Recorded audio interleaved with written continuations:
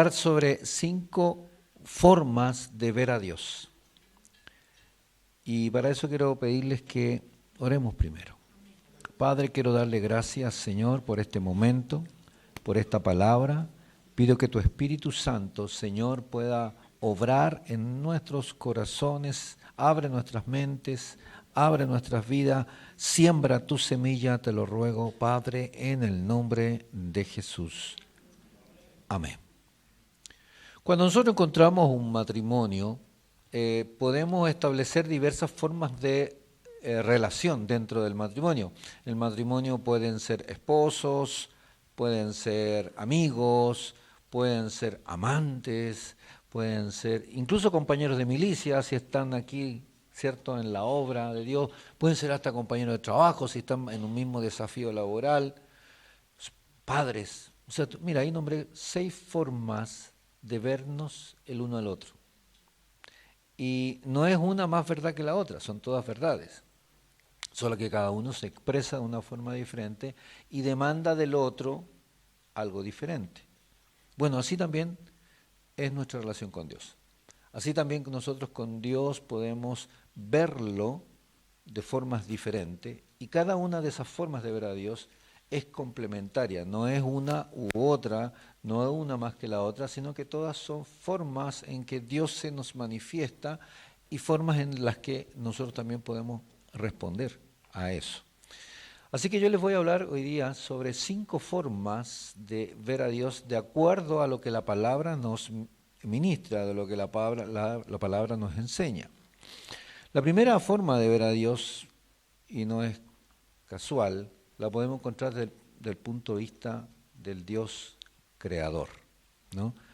En Génesis 1 dice así: en el principio creó Dios los cielos y la tierra estaba desordenada y vacía, y las tinieblas estaban sobre la faz del abismo, y el Espíritu de Dios se movía sobre la faz de las aguas.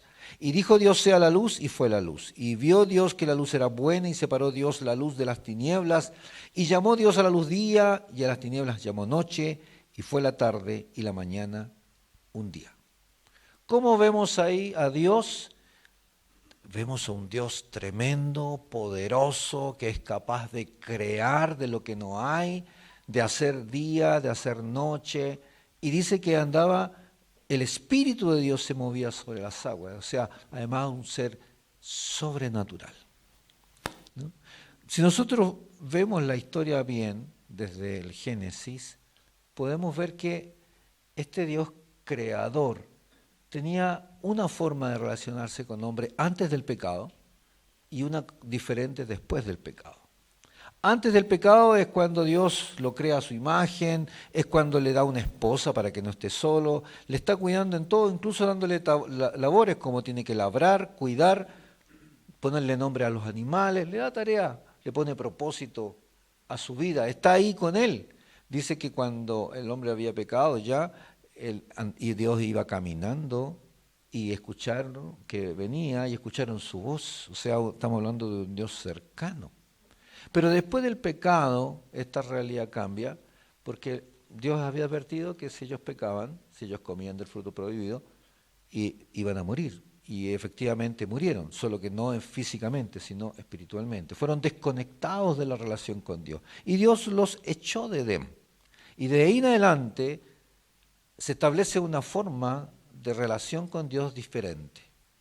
¿Cómo es esa relación? Es una relación distante, es una relación lejana. Ahí podemos ver, por ejemplo, en la historia de Israel, que en diferentes momentos Dios está manifestándose, pero de una forma distante. Por ejemplo, le dice a Abraham: sale de tu parentela y ve donde yo te voy a mandar, y después silencio. Y de ahí hay una relación muy lejana y muy eventual con Dios. O si vemos Moisés, por ejemplo, sacando al pueblo de Israel de Egipto, vemos a un Dios poderoso, sobrenatural, que envía plagas. Y uno también a veces puede pensar incluso, y hay gente que dice: oye, el Dios del Antiguo Testamento es como un Dios como medio malo, o medio así como cruel, porque mata gente. Y claro, si uno ve el pedacito ahí, puede pensarlo, pero hay un contexto. Por ejemplo, cuando Dios le dice a Noé que construya un arca y que al construir el arca va a mandar un diluvio y ese diluvio destruye toda la creación hasta ese momento hecha, uno diría, oye, Dios mató a todos, los mató a todos. Sí, pero ahí dice la Biblia que el mal sobreabundaba. La maldad del hombre había llegado a un extremo tremendo. Entonces fue como un rehacer, un renacimiento, un volver a empezar, a ver si esta vez el hombre tenía características diferentes. Aún así, el hombre siempre ha tendido a apartarse, a hacer el mal, pero Dios dijo no lo iba a volver a hacer. Pero vemos un Dios decidido, un Dios fuerte, un Dios que se manifiesta de tal forma que a veces, mirado desde este siglo hacia atrás, cuesta entenderlo. Pero tiene que ver con el tipo de relación que el hombre obligó a Dios a tener, porque no era el plan original. Fue producto precisamente del pecado, fue producto del alejamiento del hombre a Dios. Sin embargo, no era el plan ni el propósito de Dios establecer ese tipo de relación. Sin embargo, Dios es poderoso y creador y todo lo que en todo eso se manifiesta. De hecho, si nosotros evaluamos o miramos los nombres de Dios, vamos a poder ver bien cómo es este Dios, ¿no? O si miramos, por ejemplo, la religión judía, cómo se manifiesta, cómo Dios les establece que ellos van a relacionarse con Él. Pone un arca. ¿Cómo es el arca? El arca tiene, el tabernáculo. El tabernáculo tiene un atrio afuera que es como el patio, un lugar santo donde entran solo los sacerdotes y un lugar santísimo donde entra solo el sumo sacerdote, porque ahí está la presencia misma de Dios en el arca, y el sumo sacerdote solamente una vez al año. O sea, de verdad hay una gran distancia entre ellos y la presencia de Dios. Y Dios establece esta forma así mediada y distante. A través de sacrificios de animales, ellos expían sus faltas, expían sus pecados. Es parte y es consecuencia del pecado. No era así en el principio. No era el plan original de Dios. Dios nos construye, nos da la vida al hombre a imagen y semejanza de Él y nos pone bajo el mandato de multiplicarnos, o sea, como hacer una familia. Pero el pecado aparta al hombre de Dios, lo aleja. En medio de esa realidad nosotros podemos ver, por ejemplo, los nombres, ¿no? Por ejemplo, Elohim. Elohim habla del Dios creador, poderoso, fuerte. O Shaddai, que habla también de todopoderoso. O Adonai, que es Señor. O el Dios, el nombre por excelencia de parte de Dios, porque estos son nombres que el hombre le daba a Dios. Pero el nombre de Dios, el único nombre que Dios se da a sí mismo, nosotros lo podemos leer en Éxodo, capítulo 3, verso 13, que dice así: dijo Moisés a Dios, he aquí que llego yo a los hijos de Israel y les digo, el Dios de vuestros padres me ha enviado a vosotros. Si ellos me preguntaren, ¿cuál es su nombre? ¿Qué les responderé? Y respondió Dios a Moisés, yo soy el que soy. Y dijo, así dirás a los hijos de Israel, yo soy, me envió a vosotros. Es decir, es tan distante la relación que aún ni siquiera un nombre cercano ellos pueden recibir. Cuando aquí dice el yo soy, es obviamente una traducción. Y es una traducción del hebreo antiguo. El hebreo antiguo no usaba vocales. Por tanto, cuando Dios le habla, aquí yo soy, lo que les dice son 4 palabras, 4 consonantes, que son Y, H, V, H. Estas cuatro letras, en el tiempo después, un grupo de judíos eruditos, que se conocen como los masoretas, le pusieron vocales. Y cuando le ponen vocales, queda como Yahvé o Yahweh, que al traducido al español, después quedó como Jehová. Entonces, ese nombre que conocemos como, se llama Jehová, en realidad es un acomodo de estas 4 letras que significan más bien como el que fue, que es y que será. Esa es más o menos la traducción.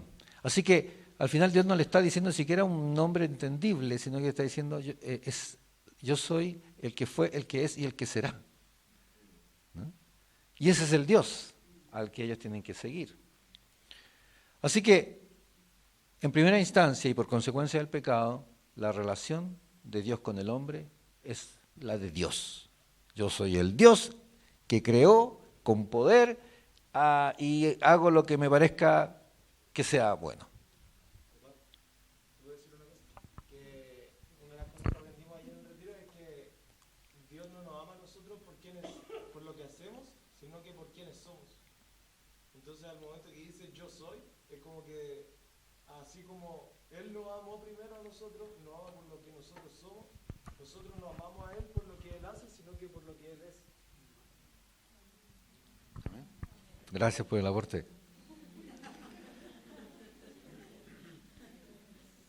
Ok, entonces dije, vamos a hablar de 5 formas de ver a Dios. Y la primera forma de ver a Dios es como el Dios creador.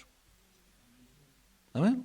Todopoderoso, Dios fuerte, espíritu, grande, tremendo, allá en el infinito y que nos mira como el Dios verdadero.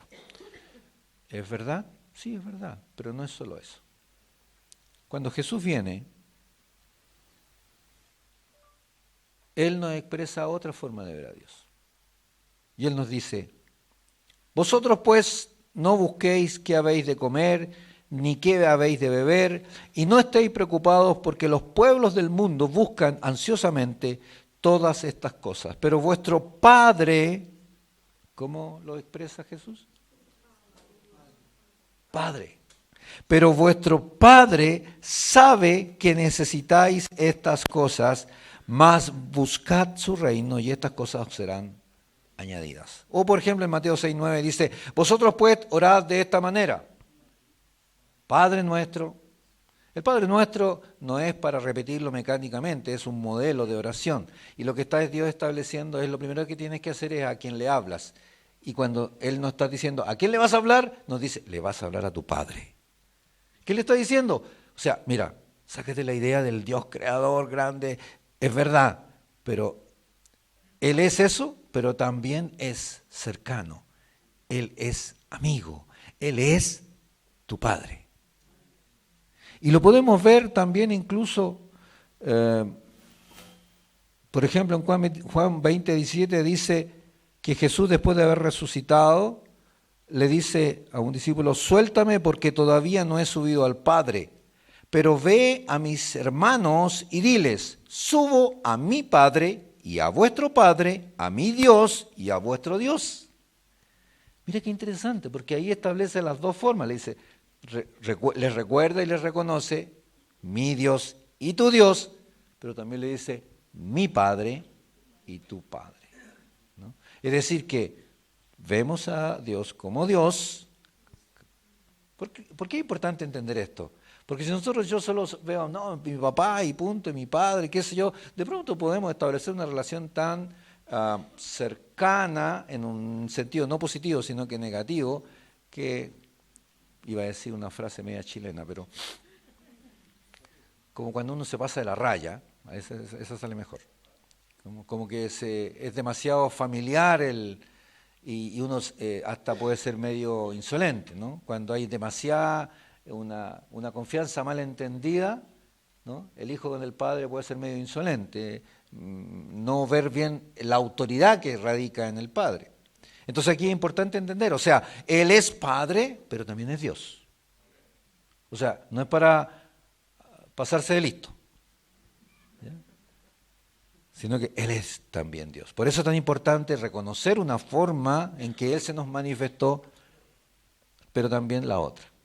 Porque si no entendemos la realidad de Padre, y por eso viene Jesús a hacer el énfasis, porque en realidad ¿qué es lo que está haciendo? Está haciendo el énfasis para recuperar el propósito inicial. No fue así en el principio. No era el tipo de relación que Dios tenía establecido para tener con el hombre, sino que fue por causa del pecado que se dio esta distancia. Entonces viene Jesús y viene a recuperar esta cercanía, hablándole constantemente a todos ahí, vuestro Padre, mi Padre, el Padre, recordándole cuál es el tipo de relación que desde el principio Dios quería. Es más, sabe que en el Antiguo Testamento hay varios momentos en que aún así, aún en medio de esa distancia y de esa énfasis mayor del Dios creador y todopoderoso, aún así también en varios momentos podemos encontrar a Dios recordándole su condición de hijos. Le dice, por ejemplo, en Deuteronomio 32:6, así pagáis al Señor, oh pueblo insensato e ignorante, ¿no es Él tu Padre que te compró? ¿Él te hizo y te estableció? O en Isaías 64:8 dice, mas ahora, oh Señor, tú eres nuestro Padre, nosotros el barro y tú nuestro alfarero. Oseas 11:1 dice, cuando Israel era niño, yo lo amé, y de Egipto llamé a mi hijo. Expresiones como estas nos hacen ver cómo eventualmente Dios igual les recordaba cuál era el plan original. Relación padre e hijo. Hoy día, ahí en el Antiguo Testamento se privilegió la relación con un Dios poderoso, sobrenatural, pero aún así Él, cada cierto tiempo, les recordaba el original. Entonces ahora viene Jesús y nos enseña el original. Nos recuerda la original y nos dice, ustedes son hijos.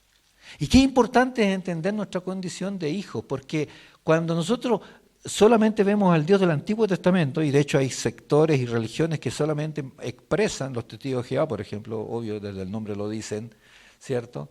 Ellos ven solamente al Dios del Antiguo Testamento, pero eso es una forma en que Él se expresó.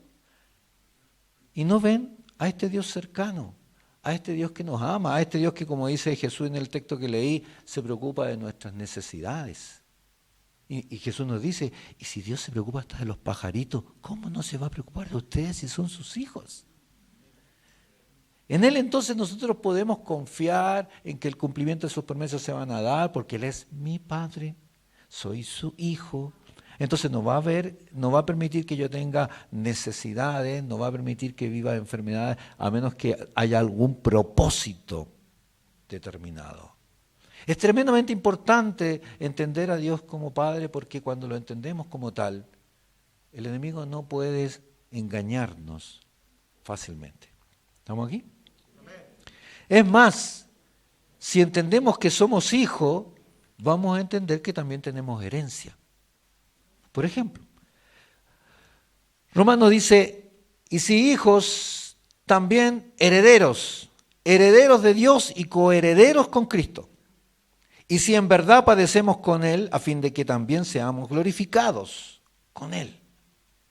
O sea, mira que es importante, si establece la condición de hijo, Dios te dice, tienes herencia. Y una herencia similar a la de Jesús. Porque Jesús ya nos dice, yo soy hijo, usted y tú también. Hay herencia, así como para Jesús, también para nosotros.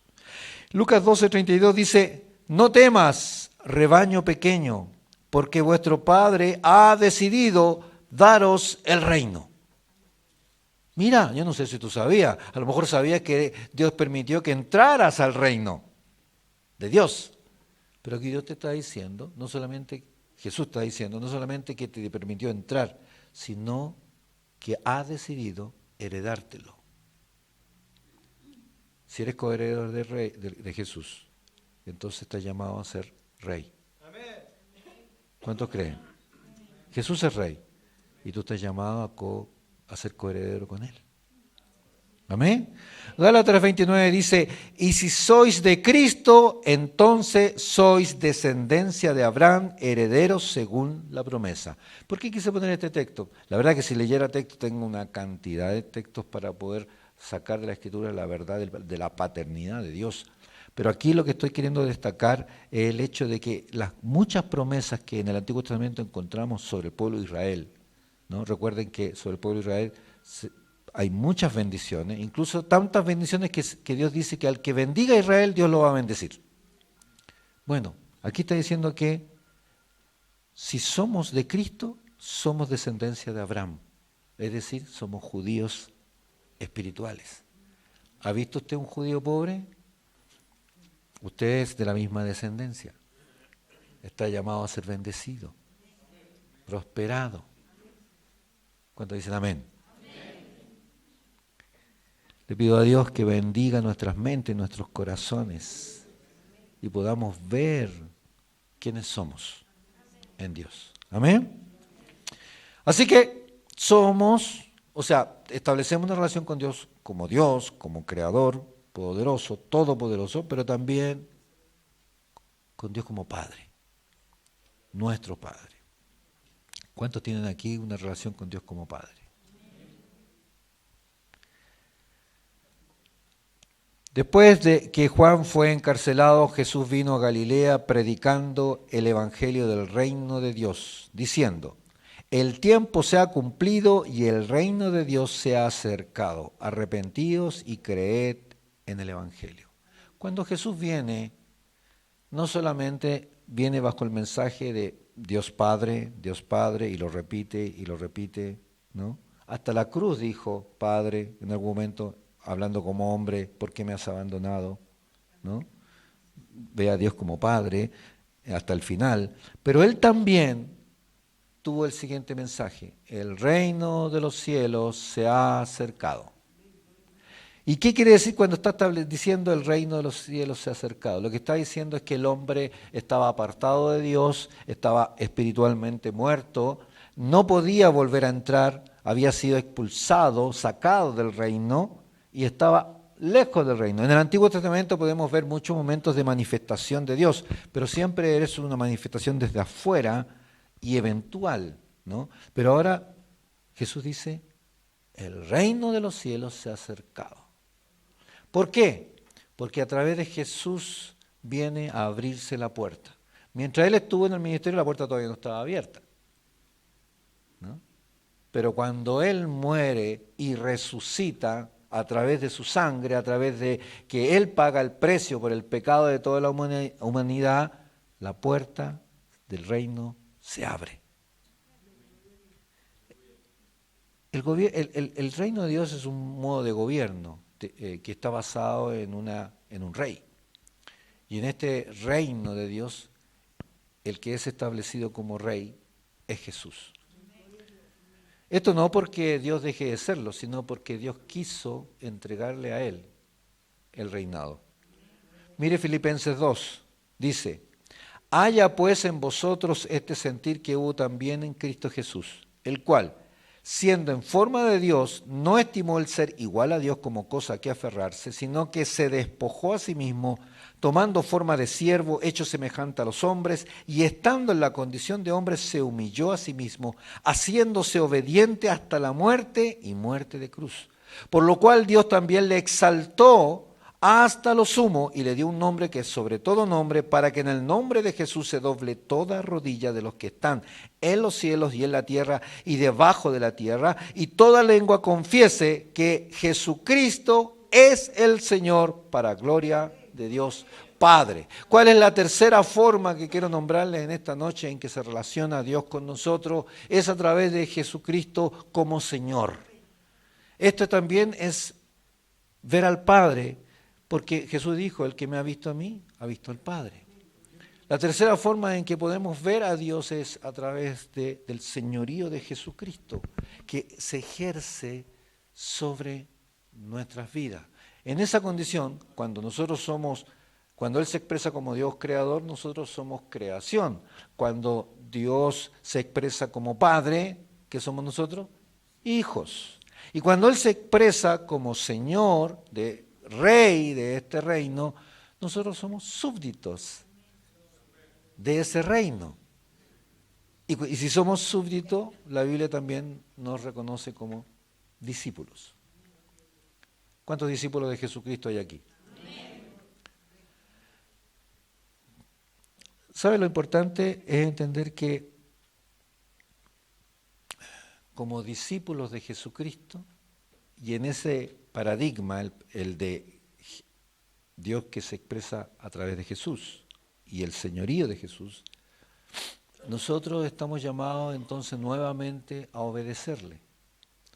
Pero hay una diferencia entre cuando Él se expresa como el Dios creador y espera obediencia, a cuando Él se expresa a través del reinado de Jesucristo y también espera obediencia. Volvemos a la obediencia. ¿Pero sabe cuál es la diferencia? La diferencia es que cuando Dios se expresa como Dios creador, es una obediencia en base a ley. Y si es ley, se cumple el castigo sea quien sea. Según la ley, si un hijo desobedecía a los padres, era insolente de los padres, ese hijo debía morir, apedreado. Y la ley se cumplía. Si una esposa o un esposo era infiel y era pillada en el acto de la infidelidad, ¿qué cree que le pasaba a esa persona? Moría, apedreada. La ley establece un tipo de relación de autoridad firme, fijo, sin excepciones. ¿Y por qué? Porque también Jesús dice en un momento determinado cuando le están cuestionando por qué ahora el adulterio, o sea, el matrimonio, no se puede tener más de una vez un matrimonio, entonces le dicen, ¿por qué si en el Antiguo Testamento nos dejaban? Están ahí un poco peleando las garantías, ¿no? Dice, oye, si nos dejaban tener más esposas, ¿y por qué ahora tú dices que no, que solo una y cómo? Y Jesús les dice, por la dureza de sus corazones. O sea, no le está diciendo porque Dios quiso, sino que le dice por ustedes, porque no eran capaces de entender, porque tenían la cabeza dura. ¿No? Pero dice, no fue así desde el principio. O sea, nunca ha sido la voluntad de Dios. Por la dureza de los corazones, por el nivel de poco desarrollo, de entendimiento. Es tanto así que el pueblo de Israel, cuando estaba ahí en ese tiempo del Dios creador, dicen, hoy los demás países también tienen naciones, también tienen reyes, y nosotros no tenemos reyes, y piden rey, y no entienden que su rey era Dios mismo, el creador era su rey. ¿No? El profeta se siente ofendido porque no está siendo valorado, pero Dios le dice, no te preocupes, si al que están ofendiendo aquí es a mí, no a ti. Así que esa obediencia era sí o muerte. Sí o castigo. En cambio ahora en Cristo, y de pronto nos aprovechamos de eso, es un llamado a la obediencia en amor. Aquí entra lo que de verdad es Dios, y Dios es amor. En el Antiguo Testamento se expresó más como fuego consumidor, y Dios es también fuego consumidor. Pero es también amor y misericordia. ¿No? La justicia de Dios a veces es fuerte, pero Dios tiene también esta expresión en el Nuevo Testamento, en esta relación con el Señor Jesús de misericordia, en donde trabaja con nosotros con mucha paciencia. Yo creo que si Dios estuviera hoy actuando como entonces, a lo mejor aquí no habría mucha gente, ¿no? ¿Cuántos quedarían aquí? ¿Cuántos ya hubieran muerto apedreados?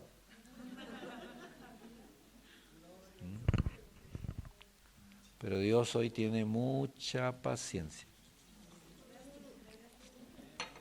La gracia de Dios, la gracia de Dios. Pero mira, Efesios 4, quiero leerlo del 11 al 16, dice lo siguiente. Y él mismo constituyó a unos apóstoles, a otros profetas, a otros evangelistas, a otros pastores y maestros. A fin de, aquí está la meta a la que Dios nos quiere llevar y a través del señorío va trabajando en nuestras vidas, el señorío de Jesucristo, a fin de perfeccionar a los santos para la obra del ministerio, para la edificación del cuerpo de Cristo, hasta que todos lleguemos a la unidad de la fe y del conocimiento del Hijo de Dios, a un varón perfecto a la medida de la estatura de la plenitud de Cristo. Es decir, que el propósito de Dios es hoy día ejercer su señorío sobre nuestras vidas, pero es un señorío en amor y bajo un propósito.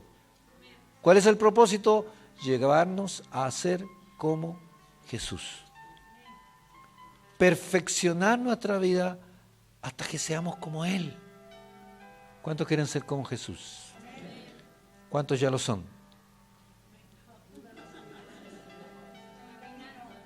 Nadie lo ha logrado. No puso una meta suficientemente grande para que nadie piense que ya puede relajarse, ya puede descansar. No, estamos en esa. Estamos todos en esa. No hay pastor, ni obispo, ni apóstol, ni arcángel, nadie que ya lo haya alcanzado. Estamos en eso, en ese proceso. Pero mira, ahí mismo en Efesios 4, pero del verso 17 dice, esto pues digo y requiero en el Señor, que ya no andéis como los otros gentiles que andan en la vanidad de su mente. Aquí quiero hablarles de que una cosa es gracia y el amor y la paciencia, pero no por eso no hay un perfil de lo que Dios quiere trabajar y hacer en nuestras vidas.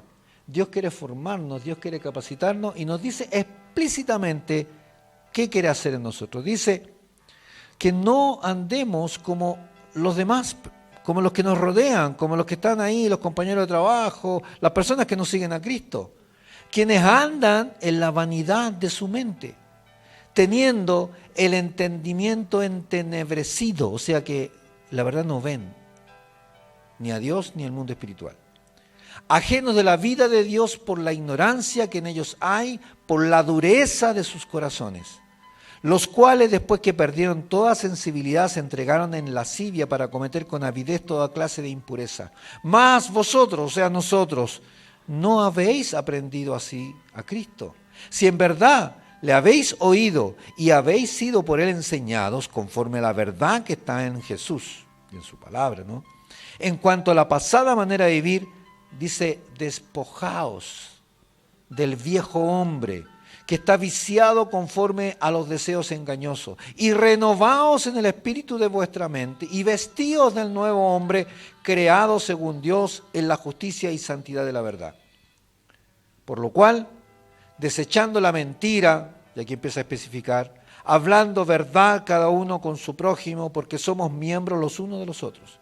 Airaos, pero no pequéis, no se ponga el sol sobre vuestro enojo, ni deis lugar al diablo. El que hurtaba, no hurte más, sino trabaje, haciendo con sus manos lo que es bueno, para que tenga que compartir con el que padece necesidad. Ninguna palabra corrompida, con los que, escuchen, los que dicen todavía palabras, vamos a decir, garabatos directos, ¿no?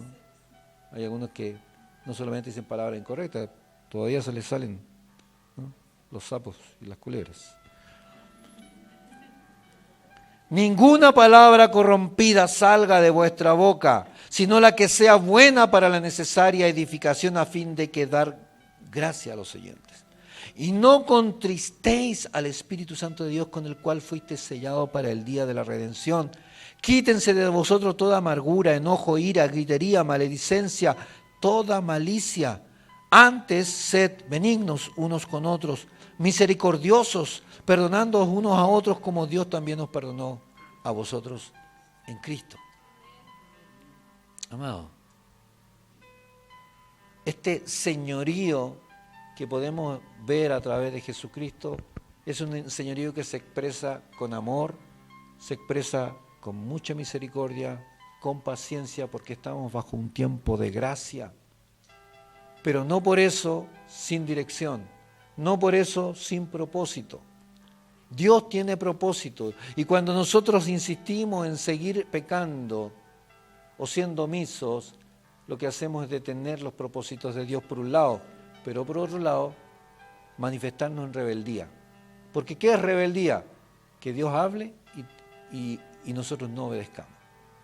Y si Dios te está diciendo, deja de tratar mal a tus hijos, corrígelos correctamente y no con ira, no con violencia, y tú sigues haciéndolo, ¿Qué estás haciendo? ¿Estás parando el propósito de Dios con tu vida? Porque no avanzas, no creces. Y por otro lado te estás manifestando en rebeldía porque es contrario a lo que Él te dice. Pero mira, es interesante que no solamente dice el texto que debemos dejar el viejo hombre, sino revestirnos del nuevo hombre. ¿Cuál es el viejo hombre? La antigua Julie, el antiguo Leo, ¿no? El que era, ese que tenía una cantidad de características. No solamente Dios quiere que dejemos eso, que dejemos el alcohol, la droga, los vicios, el pecado y todo lo que eso implicaba, sino también quiere Dios que nos revistamos del nuevo.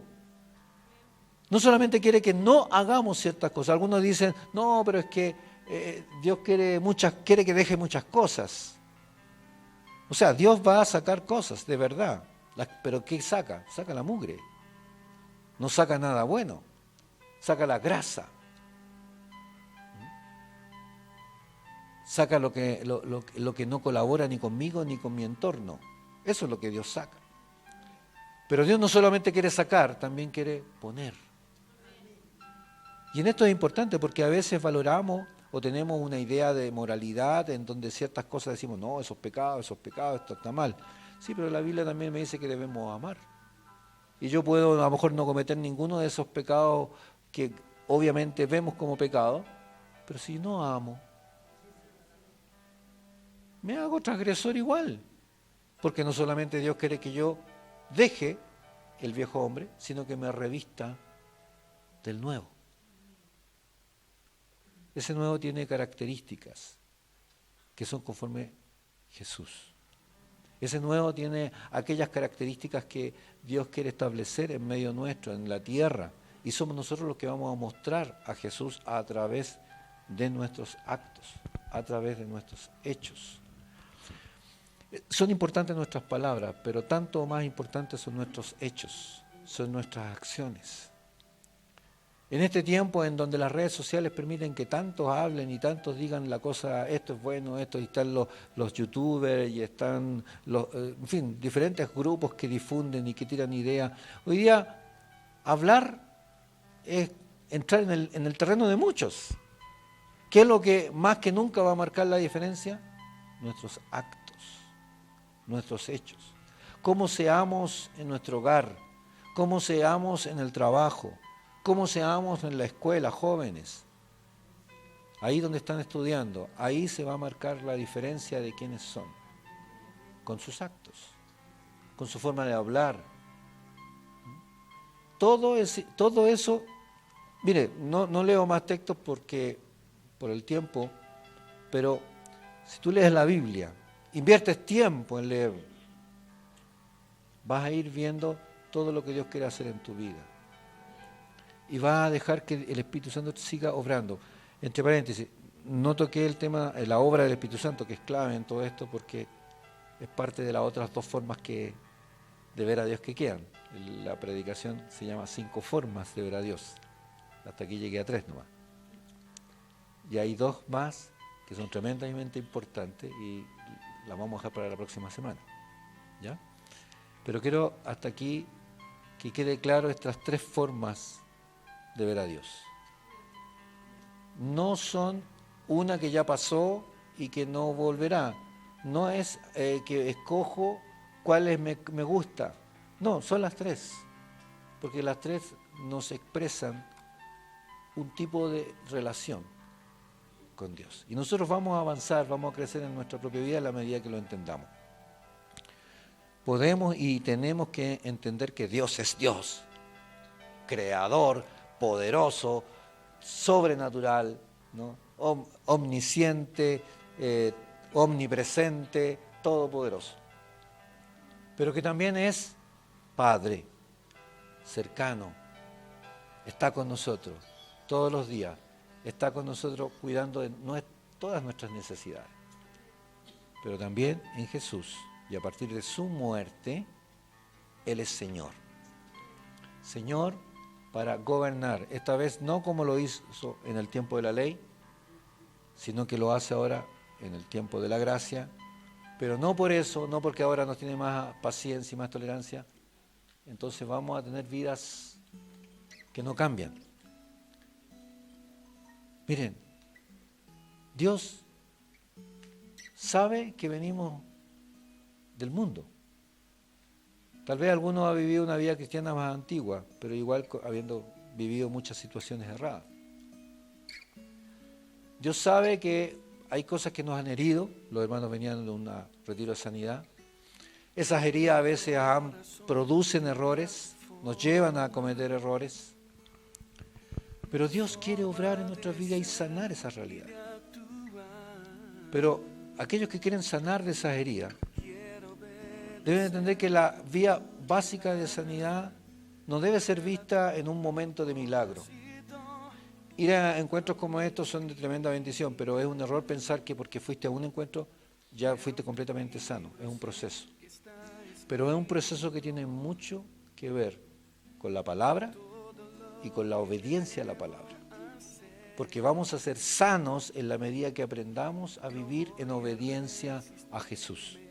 En la medida que avancemos en esa obediencia y hagamos lo que Él dice.